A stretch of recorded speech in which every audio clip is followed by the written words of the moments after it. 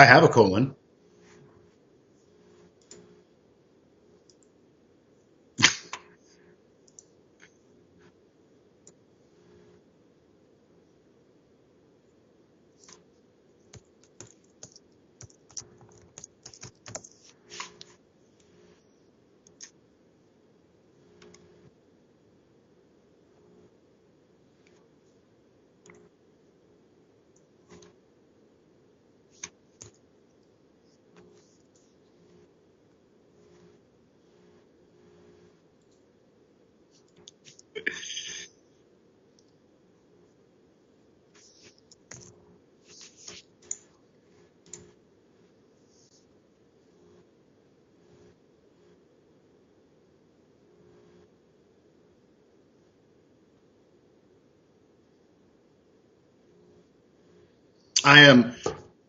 I am Rob Kalajian, and I am the.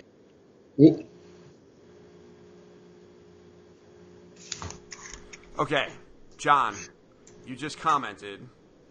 Can you tell me, can Rob be heard? Yeah. Can somebody hear me? All right, I'm asking. Nope. I can actually. I can hear both of us in the live stream.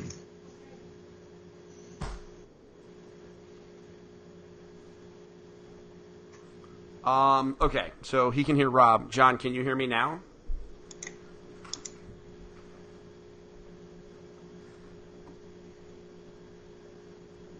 Maybe. He'll respond.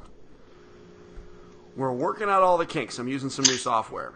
Yeah, I got some audio on you, Steven. If I watch the stream, okay, he can hear both of us. Sweet. Okay. So, let me start over. So, hello everyone. My name is Steven Dutzman. I am the founder of EngageFamilyGaming.com, and this is Token Talk. This is a I unmuted myself. That's all, John. So, to start over again, just so that we can clip it all out, because we're going to record a podcast at the same time. My name is Steven Dutzman. I am the founder of EngageFamilyGaming.com, and this is Token Talk. This is a project where myself and Rob Kalajian from A Pawn's Perspective get together on Thursday nights to talk about board games, card games, and video games when I can convince him to do so.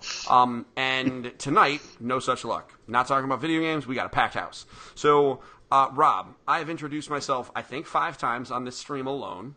So, who are you and why are you here? I am Rob Kalajian. I run A Pawn's Perspective, which is a tabletop gaming review site. I also, along with Steven, was a weekly streamer on the old Kickstarter board games group, which is now Tabletop Backer Party, and I'm the one who kind of started the Token Talk thing. Mm-hmm. And then we decided we were going to do this together because it's much, much more interesting that way, and you get double the handsome. I mean, 0 times 2, still 0, but it is in fact double it. It is double. You didn't have to say what it double of. It was just it's double. Listen, I'm all about just transparency. You know what I mean? So, all right, we got a packed house. So, for those who are interested, Rob will be in the chat while we talk, and we'll be leaving links to our various pages, etc., so folks who are interested can certainly follow us, join our groups, etc. But let's get started. We have a packed house. And, pardon me, it's bedtime. And we have crazy children who do not want to go to bed. So, forgive me that shenanigans. So, we got a packed house full of stuff to talk about. So, Rob, you had 3. Well, you know what? Before we go to the news, let's show off some stuff. All right, let's show off some stuff. You just got a thing today, so show off the thing that you got today. Well, so the first thing that I got which I got today, was I got in Flavor Factions Origins. Yep. Now this was kickstarted. God, how long ago was it? A couple of years now. Yeah, I think so. 2, maybe. And there was some weird stuff going down. I'm not going to get into it. Those who know of Origins know what went down, and people thought it was never coming. And Flavor Faction, they pulled through. They got it out, and backers are getting the game now. I previewed this back in prototype form a long time ago, Same. and it's just a really, really cool card battle game with superheroes, and I'm glad it's finally here because I've been dying to have a final copy. The other thing I got in, and I don't have it fully set up because I have to get my camera and everything fixed, but I got my custom DM screen in from Board Geeks Gaming, which is a Etsy shop.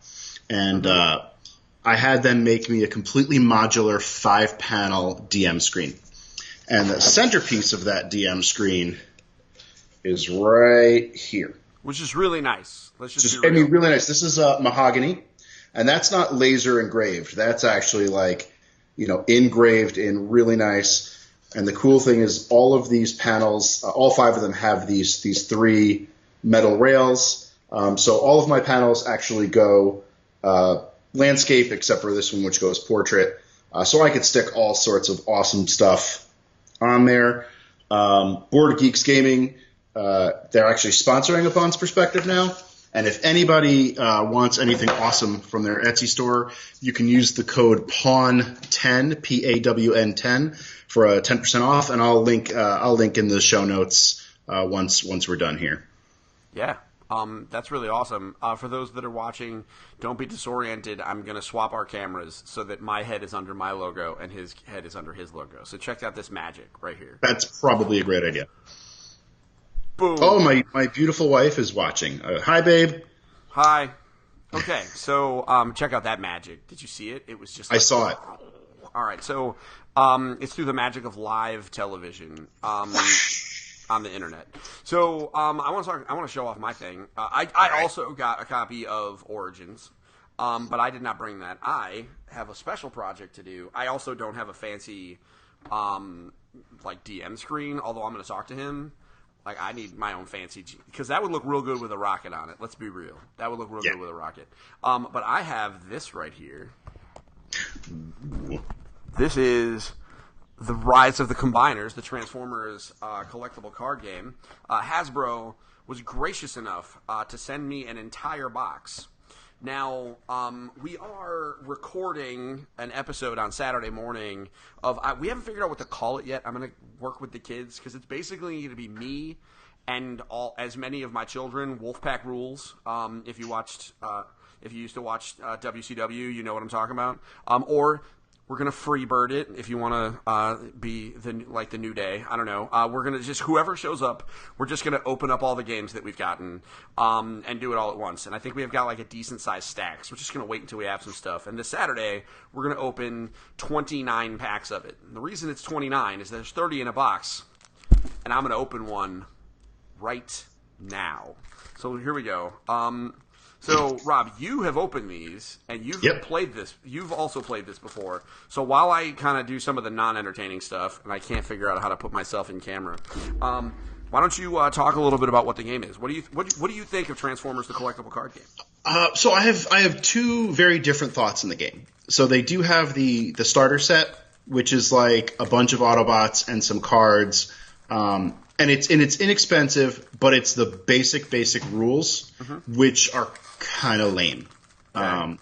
To play the full game, you each need to have a 40-card deck, which means you need to buy that starter and a good amount of boosters to get those 40 cards. And that's where the game gets interesting, because the rules of Transformers are very, very simple. You have a team of Transformers, up to an agreed-upon point value, and they're these oversized cards that are double-sided, so bot mode and alt mode. And then you have a deck of cards to support those bots, and you go back and forth battling. But what's really cool is all the depth comes from the cards, meaning they could do cool things. Like they came out with a Metroplex deck, and Metroplex is about 4 times the size of a regular Transformer card, which is already oversized. And for those who aren't familiar, Metroplex is an entire city that turns into He's a big boy. He's a big boy. He's a big boy. And he's got these little support bots that come off of him. Now, what's cool with the Combiners is which is the new set. This is the new set. Combiners, for those who don't know, are several Autobots or Decepticons that turn into a big robot. Think like Voltron or Zords in Power Rangers. And you have these combiners that are either 5 or 6 robots, depending on the combiner, that you have laid out. And then you have an Enigma card in your deck. And if you pull this Enigma card, you can then combine all of your combiners into their big robot. And so then you flip them over, and they actually go together, and you end up with this pile of cards that turns into a giant robot. Like, you have to like tap the entire thing when you attack with it. And I lucked out and I got Menasor, who is a Decepticon combiner made of Stunticons, which are basically like roadsters and stuff. And I have a few others that are almost complete.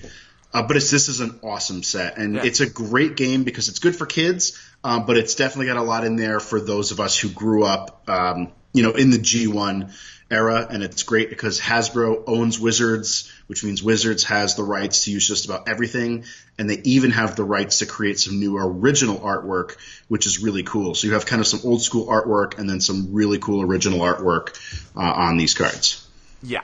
So let's do this. So here's what's interesting. So because of the oversized Transformer cards, when you open a pack, it actually comes like this, kind of sandwiched in between 2 pieces of white cardboard, which is, I mean, it's extra packaging, but whatever. They're relatively cheap, So we're going to have a whole bunch of these. I guess I could use them for Dungeons and Dragons or something. My kids just drawing them. I saved the entire stock. Oh, goodness. We could have my kids make cards. They can make a little card game. All right, and we're going to have 60 of them. Well, enough for a whole Magic deck. So here we go. So my Transformer looks like it is a part of Predaking. Nice. So this is the wing section, and that comes from Dive Bomb, who is right here. You can see some of this nice art. The camera is not really doing as much justice here. I'm going to do a thing where I take a bunch of pictures. A lot of this is going to go all over our Instagram. So this is really just more to give you an idea what's on there. Also, I really wanted to open one, so this is an excuse.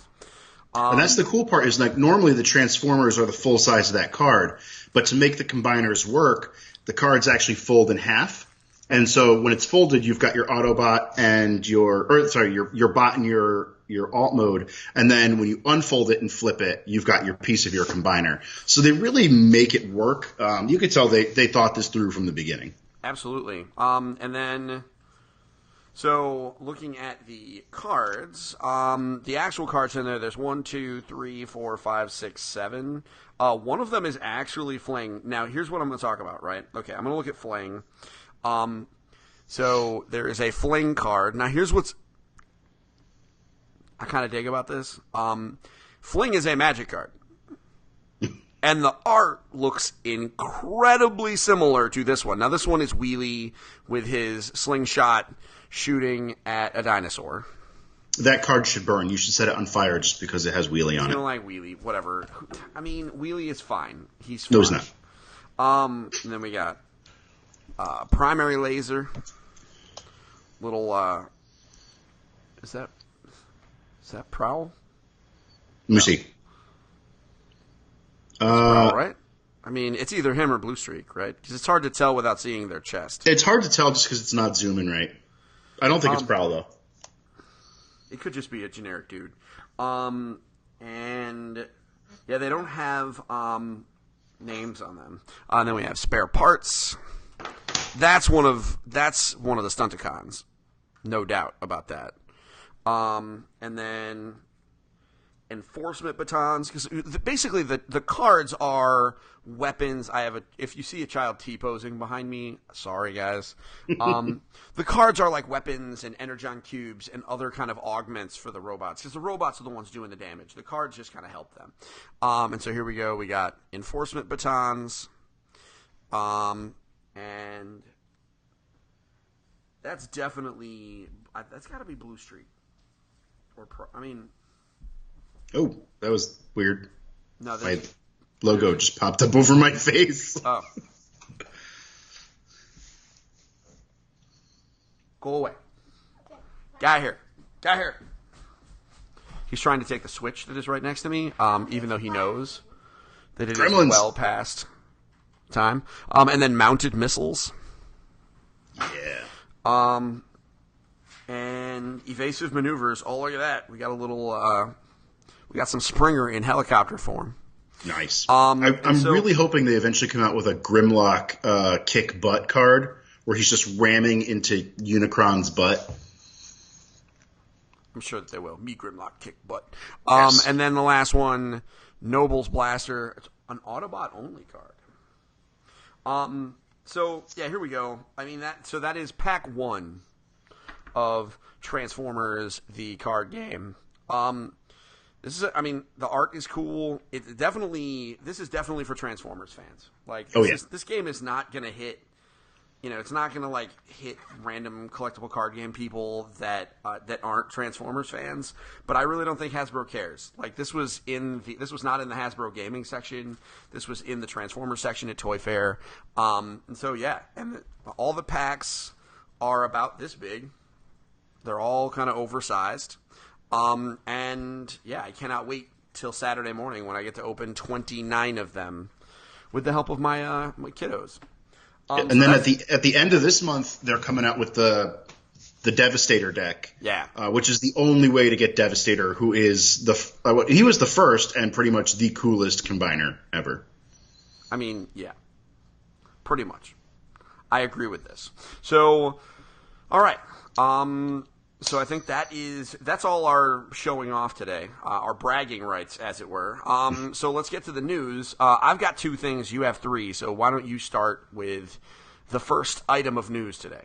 So the first item of news is that, so back in August, Gale Force 9 announced that they had gotten the Dune license. And there was some speculation, hopes that they were going to re-release the Dune board game. And then people were like, nah, they're not going to do that. They're going to, I think it's at Gamma. They finally showed off the board. They are redoing the old school Dune board game. It's a classic. Everyone loves it. I have never played it. It's super expensive if you want to get your hands on a copy. Fantasy Flight did a remake in the Twilight Imperium universe that I heard wasn't as good. But Gale Force 9 is legit doing a new board game. It's probably because the new Dune movie is going to be coming out. So this is huge. Just from the box cover and the board, it is looking really, really sweet. I believe if you check out their Facebook page, they've got some pics up there right now.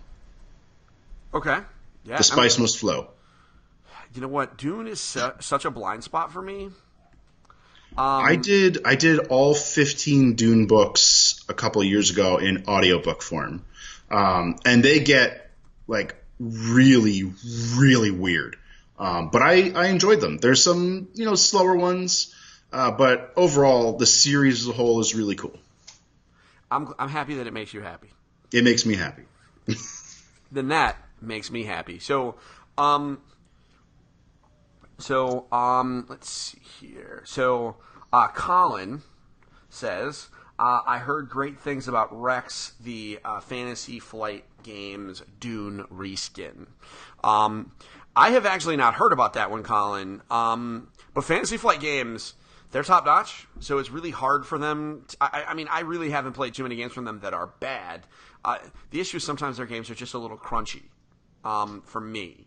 I'm more of a middleweight game kind of guy. I want to play the crazy stuff, but it's hard for me to get that done. I think I would love the crunchy play a game all day stuff when my kids are older, and then I can make them.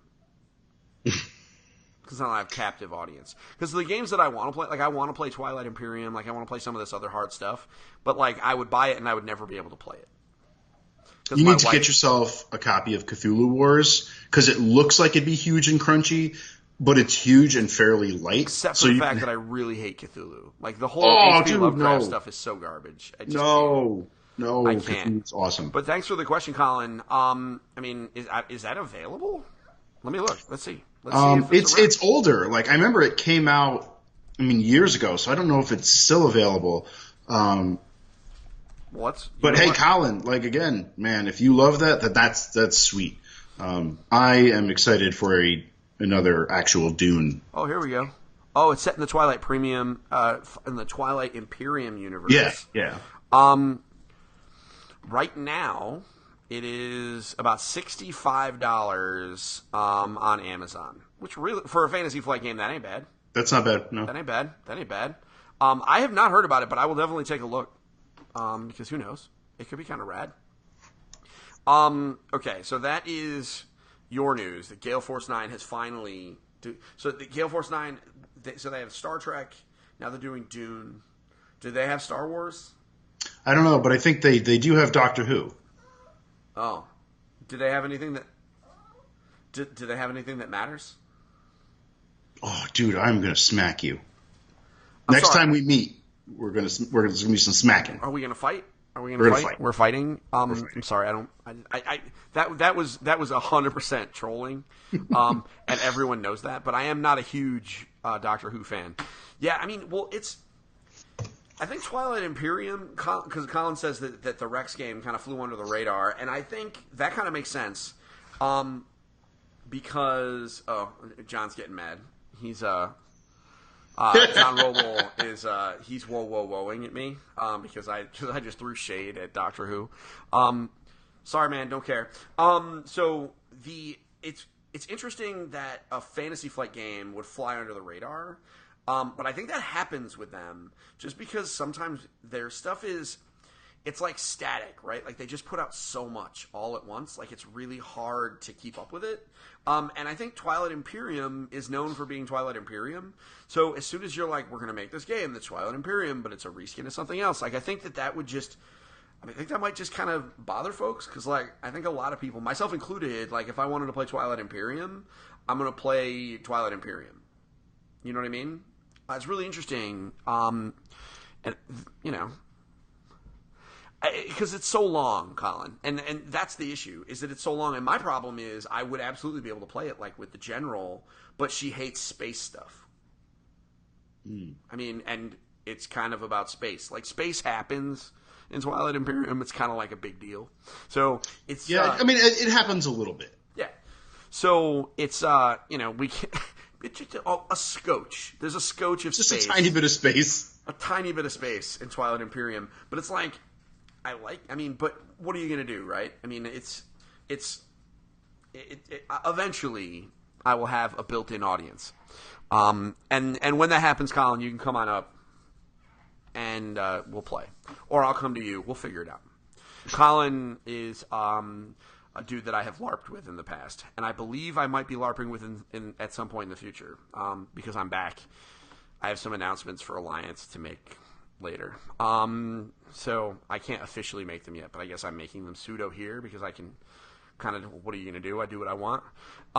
Okay. So my turn.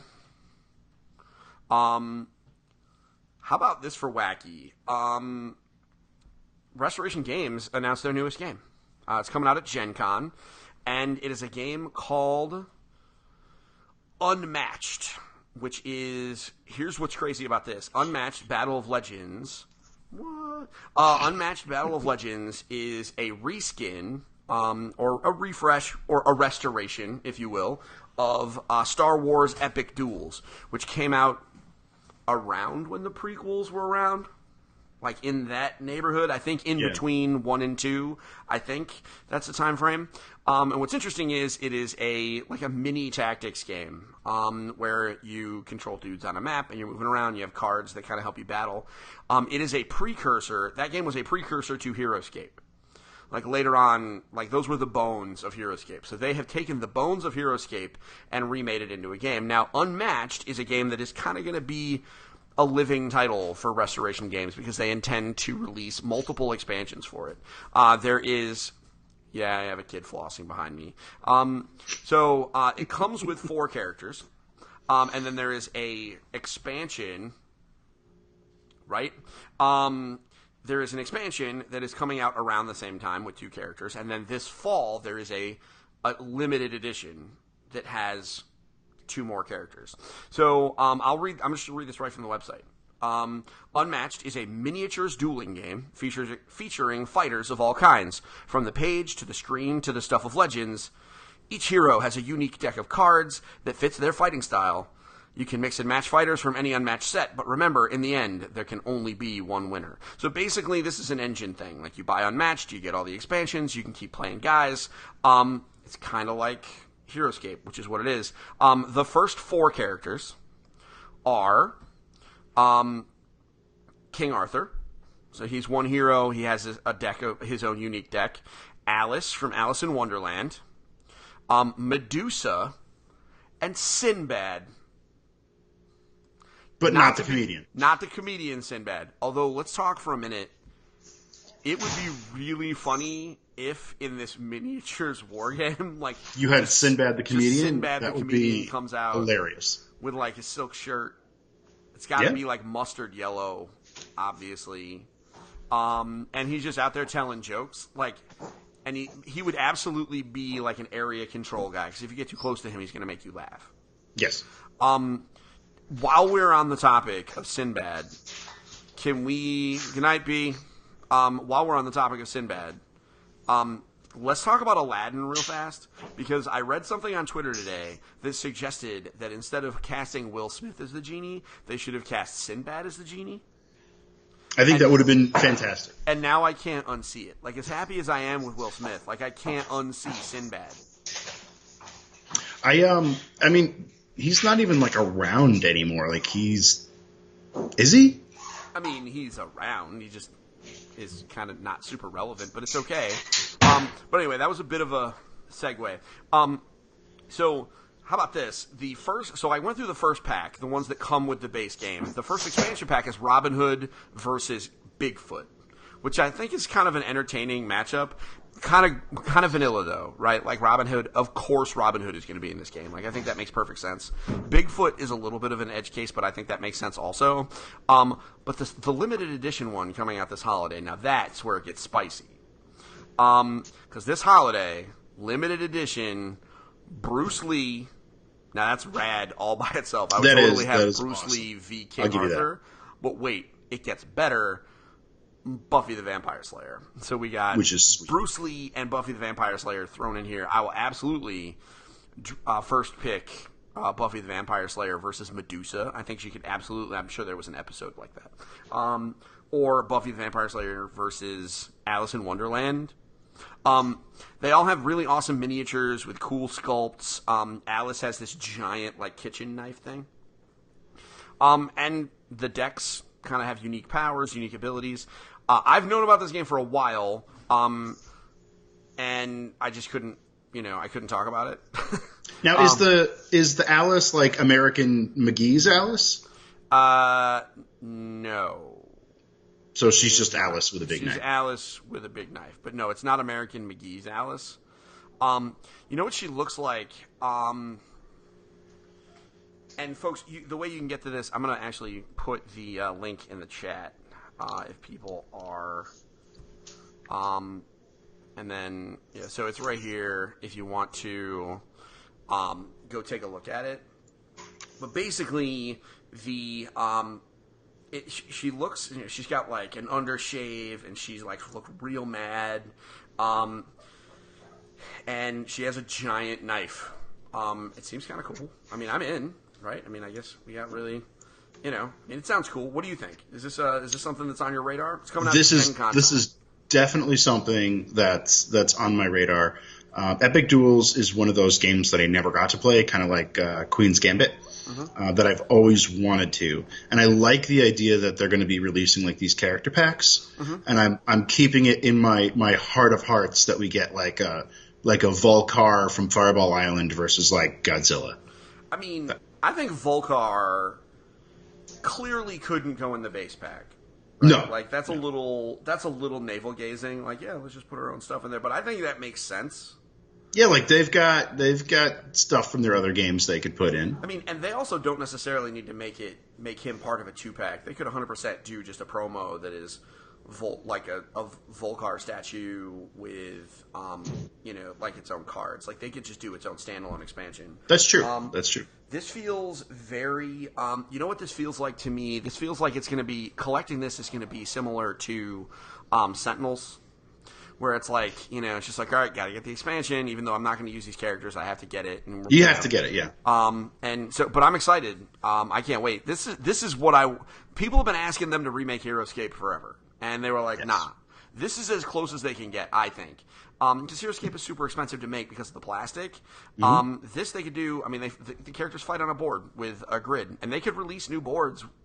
You know, they could do a refresh. I think this is a great option. I love the sculpts. The art on the cards.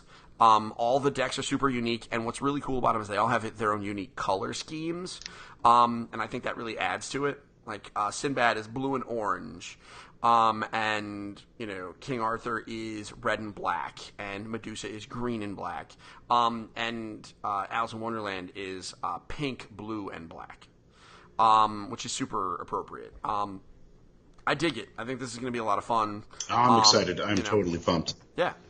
So that is my first piece of news to bring to the table. What do you have for us?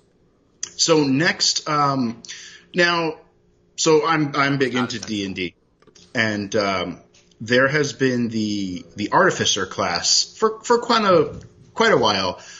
It's been worked on. It's still considered unearthed arcana, which is almost like beta testing for D&D. Yep. But the big news is that the Artificer finally hit DnDBeyond today. So you can actually create a character using the latest Artificer rules. So this is like a step in the right direction, and I think eventually they're gonna make their way into the Eberron book, which is why Eberron hasn't been released in print yet. But the Artificer is a really, really cool class. They're like a spellcaster, but they do it via tinkering. Mm-hmm. So some of the suggestions they make, like if you cast Cure Wounds, it's not a spell. It's you quickly make a little spider that can crawl up and stitch wounds up. Mm-hmm. Or, if you're going to cast Acid Splash, it's, you've whipped something up that fires the they're very versatile class. They're kind of difficult to play.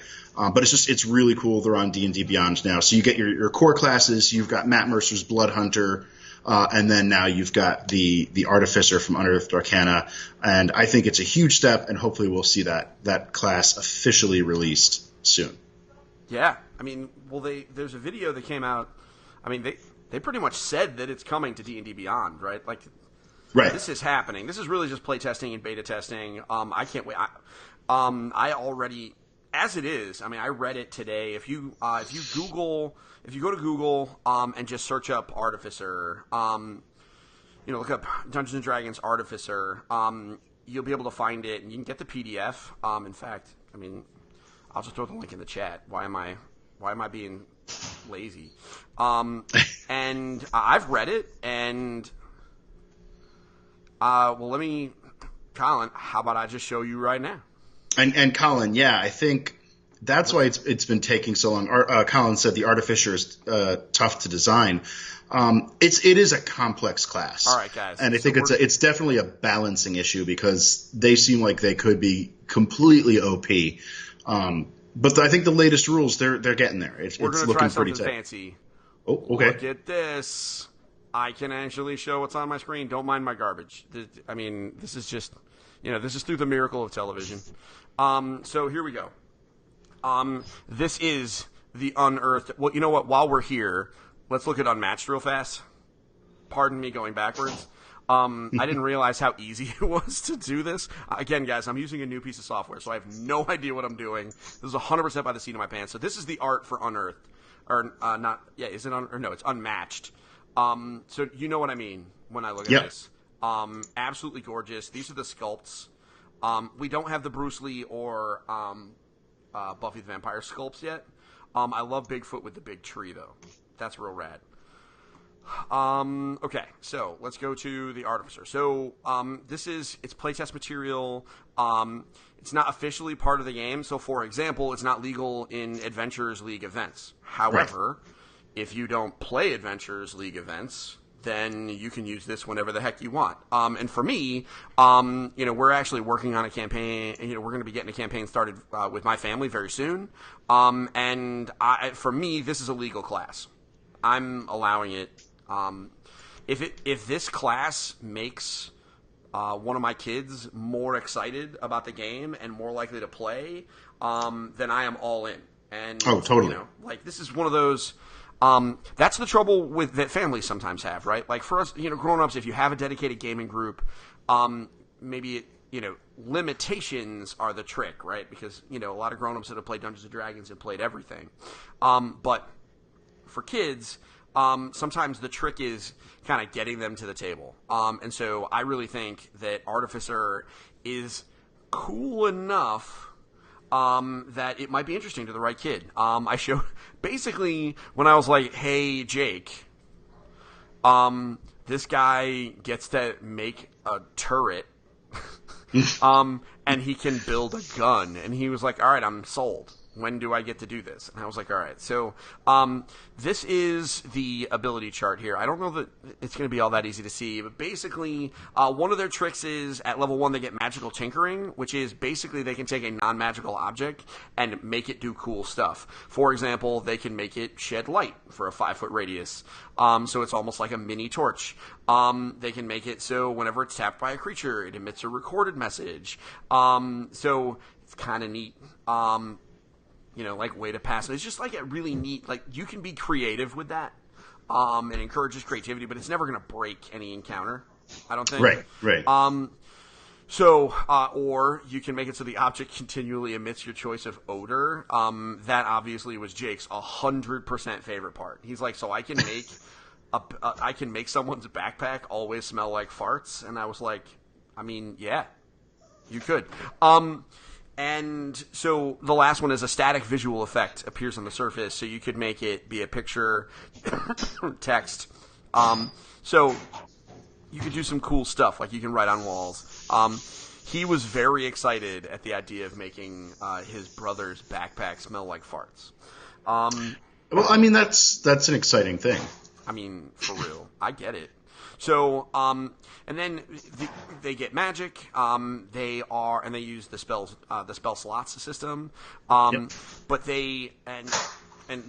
basically their entire spell list is damage, from what it looks like. It looks like a lot of, damage, but also like they have cure wounds. I mean, you got to think of like the Tinker Gnomes from Dragonlance. They don't get damage. Because they have to choose a specialization. That's where it is. I'm sorry. So they have to choose a specialist, and they choose either alchemist or artillerist. If they choose to be an artillerist, then they get all the damage spells. And if they choose alchemist, they're basically a healer. So an artificer healer or an artificer alchemist is actually like a decent healer, which I think is kind of neat. I would play with that. So lots of neat options here. And I just think it's cool. It's an awesome class. I only wish I had offered it in my gigantic kids campaign I'm running, because I gave them free range of everything from all the source books plus the Blood Hunter, but I did not give them Artificer, and I kind of wish I did. Well, you know what? You'll probably do more games. So I could always just kill one of them off, make them play an Artificer after that. So yeah, I mean, I don't know that I encourage that, but I mean, you do you, bro. All right, so that is that. Let's go back. So what's your second piece of news? So you just talked about some Dungeons and Dragons. I'm going to talk about some Magic the Gathering. So while I was did you just call me a nerd? No. Oh, because guilty. So while I was up north at the Vermont State Magic the Gathering Championships, which by the way I did not do well. But the Infinite co-host, my brother, finished 14th. He actually got a prize. Wow. All $25. So the Wizards made an announcement that was really bananas. Basically, the next set, which is called War of the Spark, comes out in April. The pre-release, this is funny, the pre-release of War of the Spark is the 28th, which is 2 days after the release of Avengers Endgame. Now, the reason I think it's funny that they are kind of interrelated with, around Endgame is War of the Spark is basically like Planeswalker's Endgame. Like, it's the Avengers, but it's like Magic. Because there have been 36 Planeswalkers announced in the game. And and all of them are going to have cards in the new set. That's awesome. Yeah. So now here's what's real crazy. Colin said he's very excited for War of the Spark. Kate popped in and she said TPKs are great for forcing new parties. So so you said you could just kill one of the kids' characters. Kill one of the kids' characters to get them to reroll. Kate is just suggesting complete turnover, just start it all over. I mean, like Waterdeep could just implode. I mean, it could. So, I mean, but I don't think you need to go that hard. You could just, like, let them finish the game and have someone play one. I mean, I'm just saying. That's too easy. You and I DM very differently. I think we're going to talk about that eventually. So, so now here's the deal with War of the Spark. Now, Colin knows this, so he's been waiting for me to drop this news on you because I know you don't necessarily know. So there's 36 Planeswalkers so far announced in Magic: The Gathering. That's a lot of Planeswalkers. All of them will have a new card. No reprints. All of them will have a new card in War of the Spark. That means 36 Planeswalkers will be in War of the Spark. What's up, dude? My dog is making fusses at me. So that means there's going to be 36 Planeswalkers. So for me, that'd be like, all right, so there's 36 Mythic slots in that set, so they're going to do that. No. That's not how this is working. What they're going to do is they're going to put a Planeswalker card in every single pack of War of the Spark. That's awesome. Which means drafting this, Colin, in the chat. Tell me, what do you think, how bananas is going to be the draft environment for War of the Spark? Now, I don't particularly like drafting, but I might do this just because there's going to be Planeswalkers just everywhere. It's crazy. So, we don't know all of it. I'm actually working with the Geek Embassy, which is another site that I work with. And maybe I'll work with a Pawn's Perspective too, if you care, to do, because there's 36. That means there's an even number for brackets.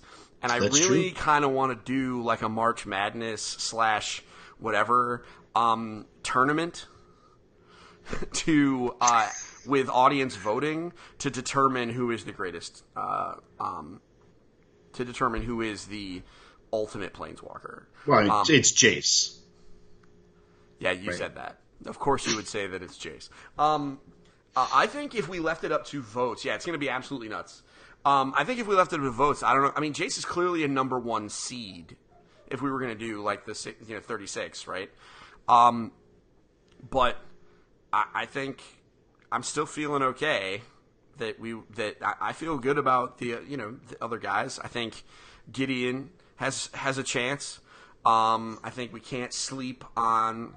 You can't sleep on the other Planeswalkers.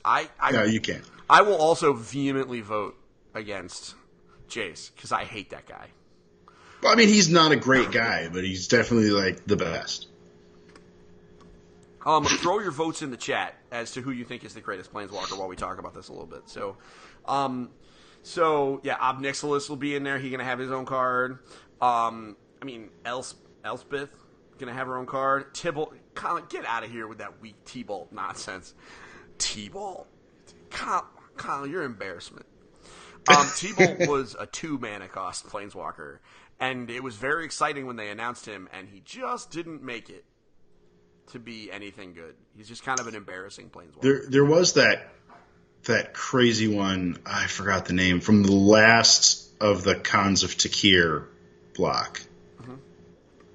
It had some crazy powers. I remember seeing the... They're all nuts. So what's interesting? So this is where it really comes down in one of two ways. Either all of these Planeswalkers are going to be amazing and thus worth the pack, like just going to be nuts, or there's going to be like different rarities within that. Because I would presume they're going to do it the same way they did double-faced cards. Take one of the commons out, or maybe one of the uncommons and replace it with that. I wouldn't be surprised because that's actually how Transformers is doing cards. So, like, you can have a common Optimus Prime, an uncommon Optimus Prime, a rare and a super rare. And the reason they did that is so that, fans are going to open packs and, like, they want Optimus Prime, they want Megatron, they want all their favorites. So there's common cards of most of the favorites and then uncommon, rare, super rare. Well, the problem is that they won't create multiple of the same planeswalker within the card. Or within the set, because that would get absolutely bananas, because there already are 36 36 of them, yeah. There's already 36 cards. All right, so Kate brings up a good point. I'll throw it into the broadcast here. T-Ball was decent for Tiny Leaders. Tiny Leaders is a casual format, that basically encourages small casting cost cards, being that he only costs 2. So, all right, so he was good in that one format. Everything else, he was a hot mess. So, like, there's already 36 Planeswalkers. If they did, like, each of those Planeswalkers at each of the different rarities, that would be 36 times 4. Like, this is a 250-card set. Like, we wouldn't have room for land. But they could always do commons and then mythics. I mean, they could. They could and they might, but they haven't hinted at that. I would suspect... If they could just make it so that there's no rares. Like, they haven't said that there will be. They could just make it so that there's no rares and everything is, just everything is Planeswalkers. Just the rare slot in every pack is a Planeswalker. I think that's a way to deal with it. It does devalue them, but I don't think they really care about their secondary market value now. Because they don't get anything. They don't sell anything on the secondary market. What I will say is, I think if anyone is prospecting, I think if ever there was a chance to buy a box and just save it to sell later, I think this one is going to gain more value. I think this is going to be the one because, like, this draft format is so crazy. Like, I think you can wait and then sell it to, like, a store or something like that so they could do events with it, because this is going to be a draft format that they'll probably never do again. You know what I mean? Right. So pretty interested in that. Colin has a question from the chat, and I'll throw it into the broadcast because I have that power now, and it makes me really happy. He says, a good question is, which Planeswalkers will not survive War of the Spark? I can guarantee you one of the core Planewalkers is going to die, just because it's going to cause such an uproar, and it'll boost sales, and it'll come back eventually. I bet you Gideon dies. But Gideon's thing is that he can't die. But that's what makes it like he's going to die. I mean, alternatively, there's 1,000,001 blue Planeswalkers where I can just kill Jace. That would make me so happy. No, you can't kill Jace. Why not? Because he's like the head of Ravnica now. I mean, they want him dead, but... I mean, isn't he actually Ravnica? Isn't he, like, literally Ravnica? Not, like, the head of it, but isn't he, like... Yeah, it's like, wherever that weirdness works. Now, interesting factoid, we'll actually know who is going to live or die because they're actually releasing a War of the Spark book. Nice. Like an actual novel, which is the first time that they've put out a novel alongside an expansion in a very long time. So, Colin, I don't know if you have any predictions over who you think is going to live or die. Yeah, Kate's with me. Kill Jace all day long. All day, day. You know what? I definitely think there's going to be some body counts. I think some of the lesser known, like they only showed up once or twice kind of Planeswalkers are easy kills because it doesn't matter. Some of them are just fodder, and I think it's just they'll just go.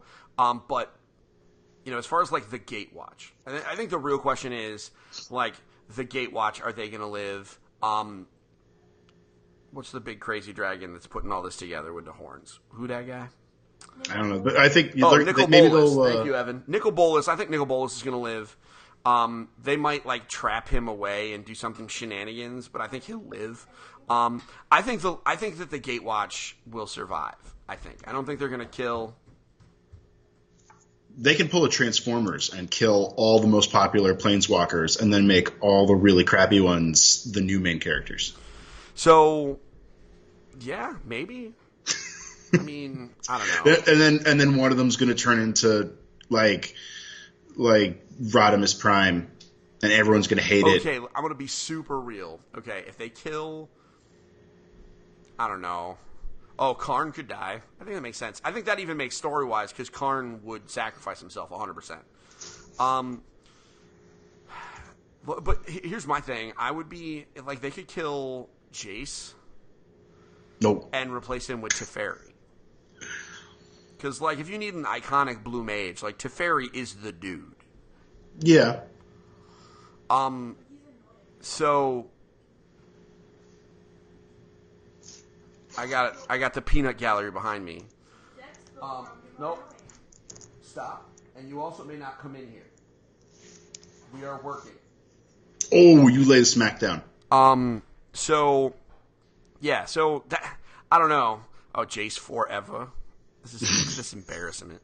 Jace forever. Can I edit that? Hold on. Oh, I can't edit that. Oh, I can't edit that. I am wrong. That's what I did. I can change it right there. Man.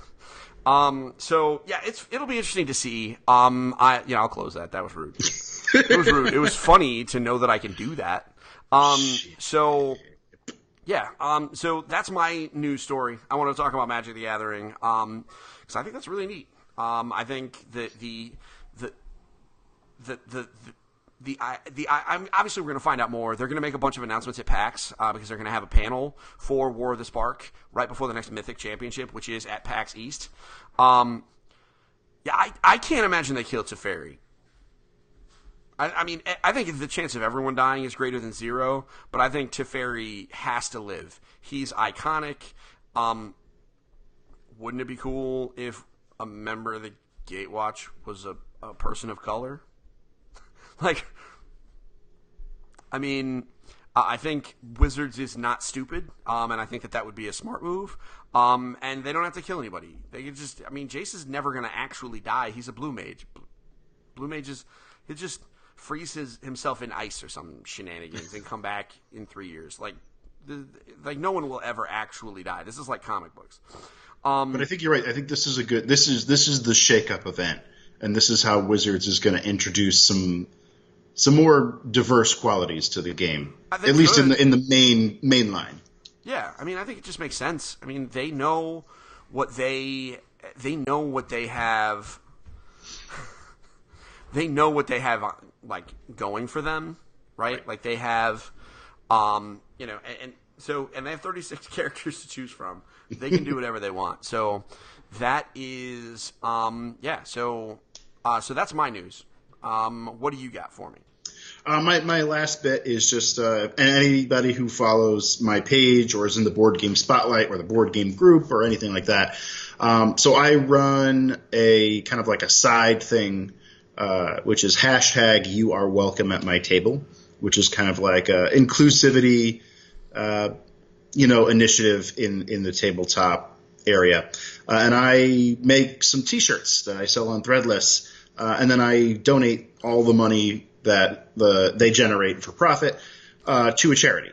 So I have an initial one, which has like a bunch of kind of fantasy characters on it. I have a Pride one designed by Tim Blank, who is the designer of Bumuntu from WizKids. Yep. And I just put up the newest design from one of my D&D players, Ben, which is a very D&D-ish one. And it is a dragon, a drow, a dungeon master, and a dwarf playing a game together. It is fantastic looking. It is absolutely beautiful. So that shirt went up today at pawnsperspective.threadless.com. There are shirts, there's fine art prints, there's hoodies, all that kind of stuff. And all the profits of the sales of any of the items in the You Are Welcome at My Table store for Q1 and Q2 of 2019 are going to Extra Life, which is the charity that my readers chose for the first half of the year. Second half of the year, I'll run a different poll, and we'll swap the charity around. But that shirt went live today. It looks fantastic. Head on over to the shop and buy one because they look fantastic, and it goes to a great cause. And I will just slap the link there as perspective in the comments. Oh, and I totally messed that up because I didn't put a dot. Yeah, you totally did. But I can fix it. I can fix it. No, but I can fix it. No, I can't fix it in the chat. I fixed it in the chat because I'm the man. No, you didn't. Did you just repost it? No, I just hit edit. It didn't do that for me, but the people in the chat can see it. So, your shirts are great. I mean, I really do appreciate the work that you put into those. It's a nice little project. This is the second t-shirt. This is the third t-shirt. Third t-shirt. Yeah, and what's cool is like they have the hashtag on them, but there's no Pawn's Perspective branding on these. It's just whatever the image is and the hashtag on there. On each of the items descriptions, I link to whoever the designer is, so you can see who made what. And then probably every 4 or so shirts, I'm going to start discontinuing older designs. So one more shirt goes up, I'll probably discontinue the first one. Ooh.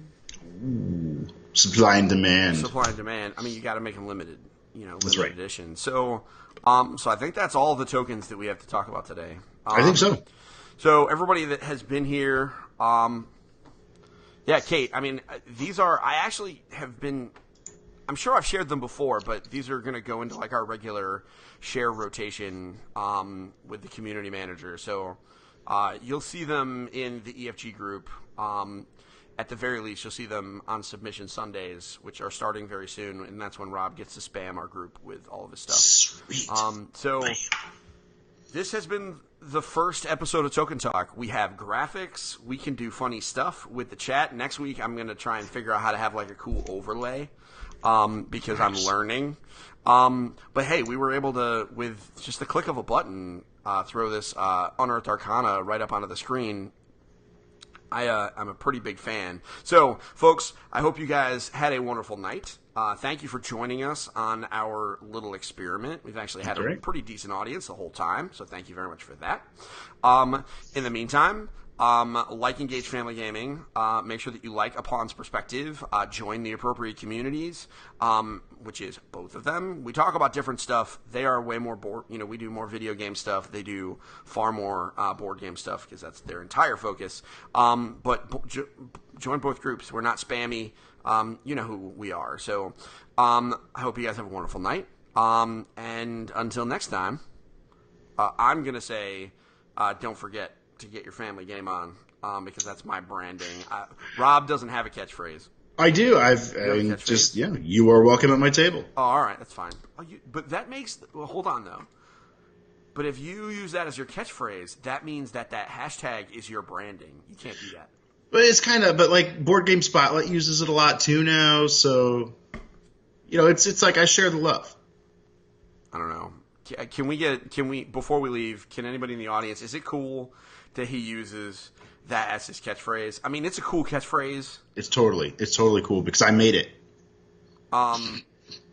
So we'd love to hear in the chat. I would be interested. Is it cool that he used that as his catchphrase, or am I allowed to make fun of him for not having one? I totally have one. I'm probably going to do it anyway, no matter what the audience says. So everybody have a great week. We will see you next Thursday for another lively episode of Thursday Night Token Talk. Have a great night, folks. Thanks for watching. Bye. Oh, Kate says it's cool. I'm not even going there. Kate says it's fine. If Kate says it's fine, then that means by default it's fine. So I feel defeated, but I'm going to make fun of you anyway. Bye, everybody. See you later.